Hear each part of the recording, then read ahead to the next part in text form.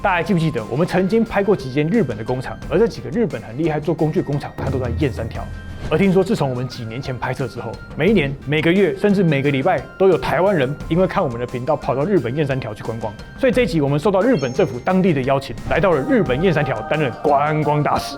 如果你還不知道這是什麼地方，這個地方呢其實是日本金屬工藝的核心，是由金屬加工匠人精神建立起來的城市。從手工具、廚具到露營用品，甚至諾貝爾獎得獎晚宴所使用的餐具，都是在這邊制造的。所以接下來這幾集跟這一次的這個系列，當地的政府都直接強制他們大家開店，在他們休假的時候，讓我們包场能夠好好欣賞這個日本加工建立起的城市燕三條。各位，現在我们来到了就是三條市的博物館。然後這個地方它以前是一個武道館，就是大家在練什麼劍道啊、柔道啊，有點像台灣的那種武德殿的那種概念。然後它現在就是已經改建，然後再跟大家介紹三條市它以前的歷史，跟三條它以前是有什麼樣的文化，然後為什麼現在會有這麼多的手工具啊，然後為什麼會有現在這麼多鍛造技術。所以這個地方很帥，它現在是登錄有形文化財。就是有點像是台灣的有形文化資產，而且今天最厲害的是什麼呢？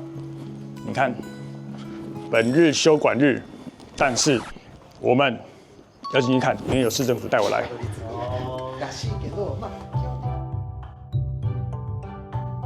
我們之前幾年有拍攝了，就是蠻多關於燕三條這邊的工具，跟它的講它的大概的歷史。但是大家一定想說，它為什麼會突然就是變成你所聽到的什麼高椅啊、馬路豆啊、K 把啊，然後或者是像鶴龜啊，就是這麼多工具，然後都在這個地方生產出來。其實以前的燕三條這個地方，雖然我們現在講叫新潟，但是它其實以前沒有新潟這個地方，以前就是越後湯澤，你知道嗎？就越後，所以它以前這個地方稱為上越、中越、下越。在很久很久以前，就是1萬年前、5000多年前，其實它這個地方所有的文明還沒有開始之前，它有很多的東西是跟日本的很多城市是不太一樣的。好比說這個火焰型土器，就是他們以前的人類啊，大家會跟着順着河流去活動跟運動嘛。但是呢，就是因為你要常常遷移，要常常跑，很多老人家就走不動了，没辦法走，所以他們就會開始在裡面定居。那定居的時候，就是你會煮東西啊。煮東西的時候，以前人類不是把肉切下來就直接吃嘛？但是這個土形器呢，它其實就是可以拿來煮飯的，就是可以讓它加到這邊煮。但這個東西是只有三條市這個地方有，整個日本其他地方沒有。所以他們在這個博物館裡面，他們就會展示他們以前從什麼石器時代啊，然後土器時代啊，或者是他們以前的那個繩文時代的文化，然後一路到現在。所以在很久很久以前，這個地方都還沒有做鑄造灌注的時候，其實一開始的像這種鐵釜、鐵器、銅器，它其實是從高麗人這邊傳過來的。但是為什麼它現在會變成這麼厲害的，就是拋光工具啊，或者是工具製造的一個地方？其實是你看，在以前那個時候受人影響啊，在以前他們還沒有自己做的時候，因為他們有外來進口。以前這個古代的人，他們就是用銅鏡，然後把它拋到非常亮。然後亮到可以拿來反光反射，但是在那個時候的那個年代，其實整個三條市他們還都沒辦法自己制作東西。直到800年前，就是他們總算會自己做鑄造，但是那個時候的鑄造其實沒有像現在這麼樣，比如說你把鐵礦拿過來然後鑄啊，或者是拿原材料，因為當時的鐵礦就取之不易，它算是一個很珍貴的物質。然後在日本這邊，因為地震帶嘛，所以你看它這邊的礦的鐵礦啊，它都比較像是山崩下來之後，然後經過河流沖刷，所以其實也沒那麼好用。但是你又想說，那為什麼現在會變成就是很多加工具，然後日本做食品啊、餐具啊、湯匙啊，全部都是在這個地方生產的，對不對？這還是有點關係啊。首先我們就要看它的地理位置，因為三條這個位置它就是介於信濃川跟五十嵐川這兩個之間，所以3天2度氾濫，3年氾濫一次。然後平常呢耕作啊，像台灣就是需要耕作的時候，你都把水引進來。但這個地方就是水太多，所以他們的種稻的方式其實是像這樣子，先用一艘小船，然後以前我們台灣人插秧不是都會這樣子蹲在地上這樣子插嘛？但是三條這邊的插秧就是那個水是在胸口這麼高，然後你就插一下，然後人就滅頂了這樣子。但如果要講到三條，其實最大的天然災害除了水之外，那就是雪啊。就他們的雪，好像當雪下來的時候，那個是堆到比這個整個人都還要高，就是每次只要下到雪。的時候，就是這整個城市就會無法耕作，所以就沒有收入。所以真正讓他們製造業開始的時候，其實是因為在明治時期的時候，他們就想說，哇，他們這個常常3天2頭在氾濫，所以一氾濫之後，大家就沒有東西吃了，很可憐。所以他們在明治的时代呢，就找了江戶的技師，然後來教大家就是這個手藝。所以從那個时候開始呢，就開始有了就是這個所謂的技術傳承。經過這個江戶的技師，然後來教大家怎麼樣做東西的時候，他們在冬天就可以開始修補跟精進自己的農具。然後農具越做越厲害，越做越厲害了之後，然後就開始往外面賣。像這個近藤製作所，還記不記得以前影片有一個老阿伯教我打鍋子？這個老阿伯他們的公司已經300年了。然後在旁邊，你就會看到南歐亞賞長谷川製物所200年的公司做鉗子的，然後還有就是大家會很常看到的角力啊，就是做木工具，這外銷德國的，給小朋友，德國小朋友去從小訓練木工道具，還有很多是大家平常看到在五金行裡面你會買到的，就是植物剪啊，然後杏瓦的那個尺啊，然後還有什麼高儀。做那個鋸子的啊，所以它最早其實都是從這樣子金屬做合釘這樣開始的，所以這個技術就會幫助他們在建築上、在工具上、在農具上，然後都變得就是比很多的城市都還要來得興盛，而直到現在，就是工廠的祭典，你看它已經變成一個用工厂、工具、工業這件事情變成地方觀光。所以這也是為什麼我們會成為3條市的這個觀光大使的原因，就是因為我們拍，就是很多工業工具，然後之後這前幾年，然後來這個地方拍攝，他們真的發現就是很多的台灣人或華人，就是因為看了我們影片，然後就來到這個地方，所以他們這次市政府的人才就是特別邀請我們來。當然因為影片的關係，所以我講的內容沒有到很長。所以，如果大家來這邊觀光的話，我覺得你可以來這邊看看，就是你自己喜歡的東西。在離開的時候，我看到這個門口有一個，你可以寫信給3條市市長，寫什麼給他呢？希望台灣人以後來這個地方，請用天皇式的待遇。開玩笑，感謝3條市長。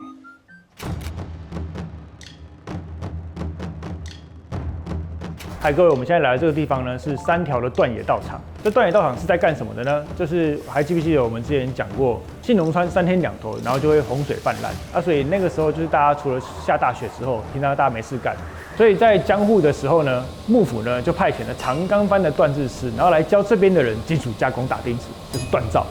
不管是做釘子啊，然後做農具啊，那個龜啦鋤頭啊，或者是手工具啊，就所有的鍛造，這個地方可以算是一個起點。而這個地方其實一般人也是可以來的，就是他們其實我覺得日本他們當地做一個很好的示範，就是說他們一樣會有文化的斷層，一樣會有就是年輕人不接的這件事，他們就成立了這個段野道場，然後讓很多的技術，然後很多文化它可以一路往下傳。進去開始之前，給大家看一個，我們知道日本這個超大的那個伊勢神宮，他們30年前就是它裡面的每一個釘子都是古法制作的，都是用以前的釘子的做法，所以今天我們要教大家就是最傳統的釘子的制法。還有可以做拆信刀，從一根大釘子，然後把它敲成拆信刀。如果你有機会来到這個地方，報我們的名字，你只要花1000塊。沒有，不是一般人，就是你只要花1000塊。所以很多人都會很幻想，就是說哇，日本的鍛造那武士刀的那個做法，然後什麼或者是什麼日本人職人的做法什麼。你如果真的想要體驗或者是學習基礎的話，我覺得這個地方是不一定要像我一樣有底子的人，你就一般人都可以來這邊練習或者是學習。那我們就進行看看咯。我到學校在上，嗨，不好意思。我們用的材料是 SS400的，然後為什麼要鏟進去往上拉呢？是因為它中心的溫度才能夠到1200度。那你如果在外面的話，它的溫度就沒有辦法那麼高。第一個步驟是，它是一個正方形的長條嘛，所以經過加熱之後，你像這個鈑金的概念，你在這個金屬上你要敲的時候，它會變扁，所以你把它移到側面來。這樣敲的時候，它就會依照這個金屬塊的幅度往下彎，彎曲了之後，下一個步驟你要抵住身體，抵在你的大腿上，然後往回敲。往回敲的時候呢，它的頭才能夠從原本的90度再彎到更內捲一點。好，現在我們要做下面尖的地方。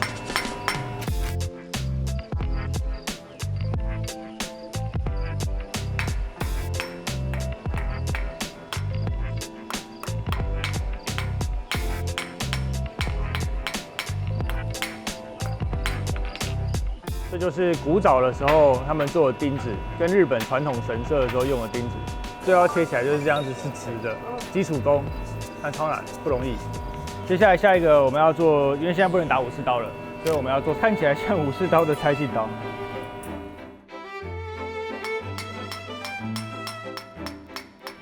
而在江戶時代呢，戰爭減少了之後，那些做武士刀的刀匠們呢，他們就開始轉而製造農具啊跟日用品。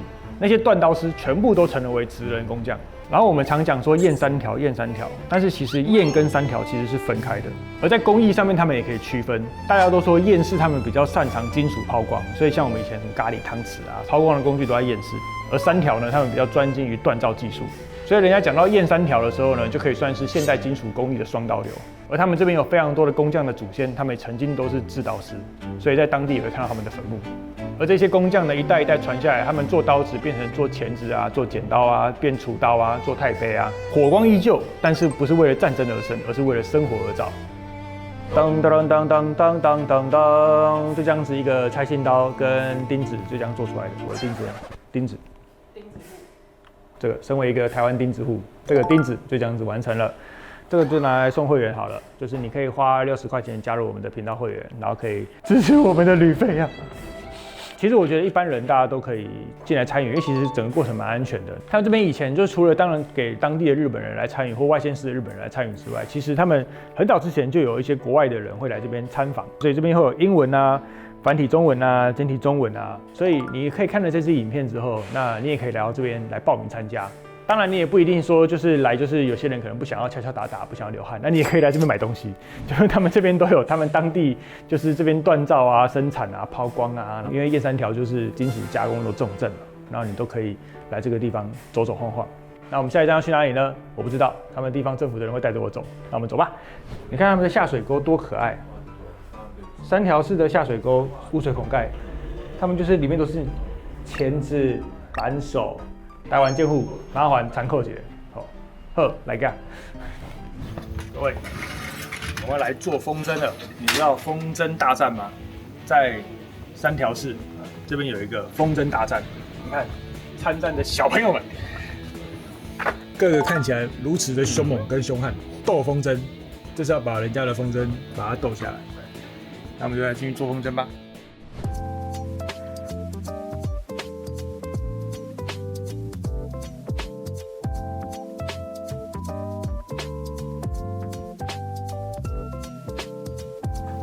织田信长，三條左衛門，旁邊是鍾馗，下面這個是孫悟空吧，是吧？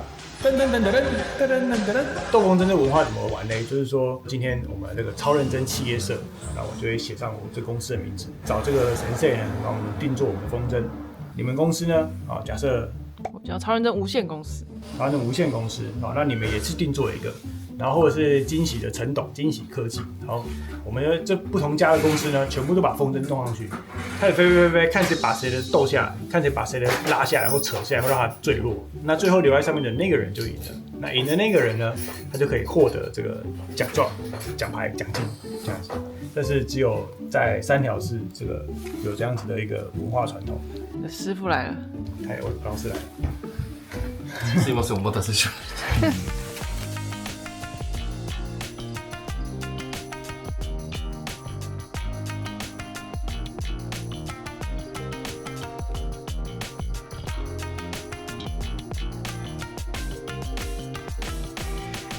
而這個鬥風箏的傳統呢，要回到大約300年前，也就是江戶時代的中期說起。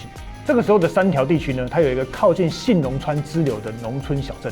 我們前面有提到，為了防止河川氾濫，他們花了好幾年的時間修建堤防。終於等到堤防完工的那一年，村民呢就開始決定要用放風箏來慶祝。於是東岸、西岸兩邊的村民就開始放起了自己的風箏。但是當時的風實在太大了，所以導致兩邊的風箏開始糾纏在一起。經過兩邊的拉扯之後，對方的風箏就會掉到河裡面去。原本是一個突如其來的意外，但是久而久之就變成一個正式的對戰。雙方東岸跟西岸每年就會固定舉辦的對決，跟固定舉辦的傳統活動，也就是現在的三九一卡卡城。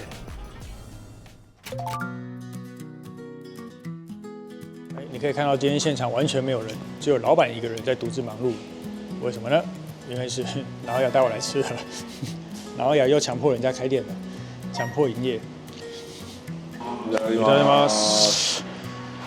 然後，如果要說到燕三條的匠人們都吃什麼，或者這些工藝職人們他們都吃什麼東西，那我們就要來這個三條市，就是特別的名產，叫做咖喱拉麵。我這個是放大版的，就是1480塊日幣，相當於台幣大概300塊，是發靠背。為什麼會有咖喱拉麵這個東西呢？這是這個地方的原生種，就是因為在40-50年前的日本經濟，就是這個地方極為蓬勃發展，等同於當年的台灣及印卡波的那個程度。所以那個時候大家知道傳統的日本嘛，就是那種大男主義，就是男生出去外面工作，女生全職當家庭主婦。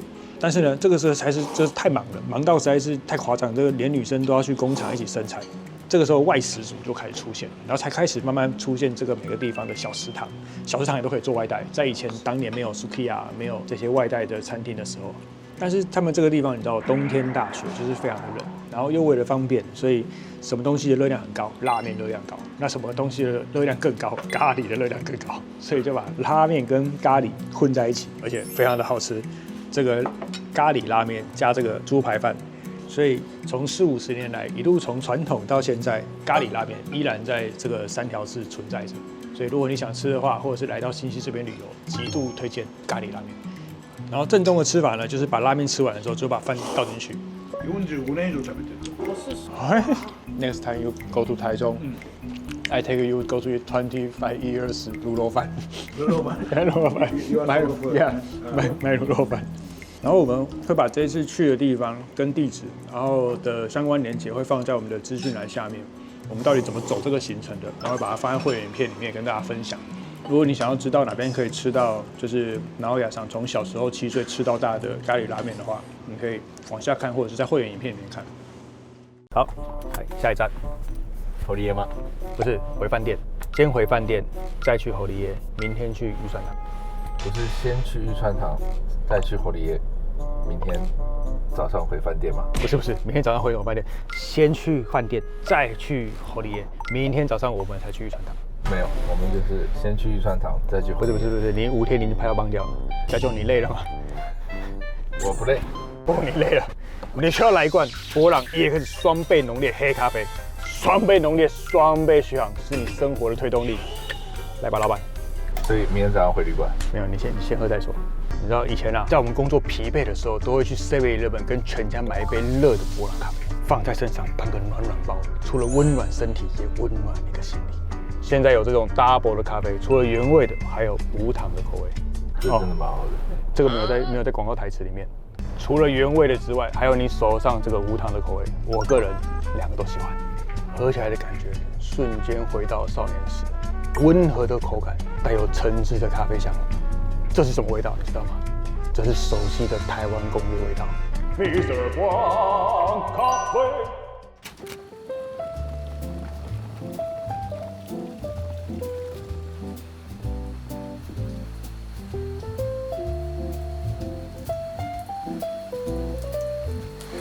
哎呀，泡溫泉啊！你知道在日本三條市唯一的一間溫泉旅館就在這個地方，而且它是蜜湯溫泉，就是國家有形文化資產。通常一般人不太知道這個地方，所以如果你是3天2夜到這個三條市，然後呢，你就可以其中1天或者是2天，然後住在這個地方。你看這邊就可以泡溫泉、看山、看小溪流。這間那個旅館特別的一件事情就是，你可以寫信給12年後未來的你自己，他會在你12年之後寄回去給你，你就來寫信吧。第一個字寫錯字，太久沒寫字。等等，我寫好了，給12年後的自己的一封信，大部分都是對於自己12年後的疑問、自己的期待。不然我把這個信的內容放在會員頻道裡面好了。看看我們12年後不知道這個頻道還在不在？對，如果12年後頻道還在的話，我收到信的時候，我會把它拍成正片。那現在我先把它放到會員頻道裡。好了，那今天就這樣子了，晚安，睡覺了。各位觀眾，這個系列還沒有結束，以上只是這一集的超認真少年，之後還會有更多日本燕三條特輯的影片。如果喜歡的話，你可以勾選喜歡，訂閱我們頻道或分享，開啟小鈴鐺。那這集就先這樣了，おやすみなさい。然後它這個碑上面，它叫立原信秀，竹前手牽絲，中間那一段它的那個官名，所以它的这個碑上面这就是武士刀的形狀。這邊是他們當地最大的神社嘛，然後他們的神社上面也有刻龍柱的習慣。捐獻人就是他們會寫名字上去。我在那邊看到了長谷川藤三郎，長谷川的阿公呢，寫這個名字要捐多少錢？不知道，不可考。當年不知道多少錢，我想說寫個自己的名字再上去，在日本神社，像台灣人來這邊觀光的時候就會看，怎麼會有你？超認真，超認真。然後在這個博物館裡面，他們也會有像台灣一樣有戲曲，然後有給神明看的、給人看的。所以當然在每一個城市裡面都有每一個城市自己各自的信仰。他們這邊其實也會點光明燈的，而且你看到光明燈的上面，它會寫就是你看每一個不同的公司有沒有什麼製作所啊、下村工業啊，所以他們會把這個蠟熔完，然後自己手做完之後變成一個很大的模具的蠟燭。然後來表示自己對於這個神明的尊敬。當然，在這個博物館裡面，他還有講一些他們當地的，就是許多的文化，不管是以前的老大哥出巡，就是他們的藩主，就是要出來出巡的時候，整個正式儀隊，整個軍隊的隊伍，在台灣這個很不小心就變成加酒廟會，但是他們這邊穿起來的廟會就比較有質感一點，不好意思。然後以前我們常看到的那個日本天狗，有沒有？以前的那個日本的天狗，他們腳上腳踩的這個小木屐，就是長這個樣子。因為這裡面還有很多風箏的文化啊，還有以前日本戰後，他們很多地方都被炸爛了嘛，但這個地方沒事，所以很多地方的復興也是從三條寺這個地方開始的。然後還有就是，如果你喜歡穿竹帶，就是還有很多就是地方文化的東西，是更推薦你可以現場來到這個博物館來看看的。所以你可以看完博物館，買完東西之後，然後中午現在11點吃飯時間，就可以來這邊吃飯了。我們來做蕎麥麵給大家吃。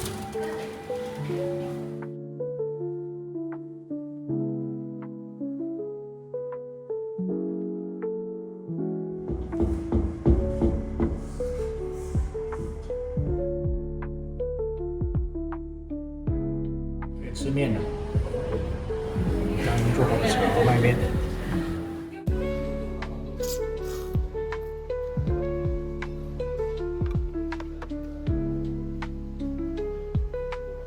非常有嚼勁，不會現做。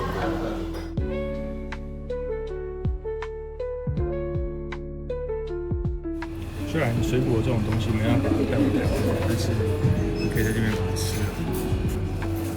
吃小鹿鹿，新米，今年的米，如果你到這個地方來，行李裝得下的話，都非常推薦大家要買米回去，因為他們的米真的超級好吃。然後另外有趣的地方是，你看它下面都會，這是誰種的，然後上面都會打上名字，對吧？然後這個全部都是南瓜，所以你看不同人種出來的南瓜不一樣哦。新鮮的團子，紅豆餡，後面長得那很像韓國語的人，他其實是市政府的人，他還監視我到底有沒有認真拍片。開通應元呢，令和8年開預定啊，所以他還沒做，現在還缺錢。買一件2800塊的日幣，幫助他們開通。所以上面還有應元風箏。對啊，台灣應該也需要這個開通應元 T 恤，看要開通什麼路有沒有？然後大家來買 T 恤。開台中到澎湖的跨海大橋，我們賣 T 恤應元。非常好。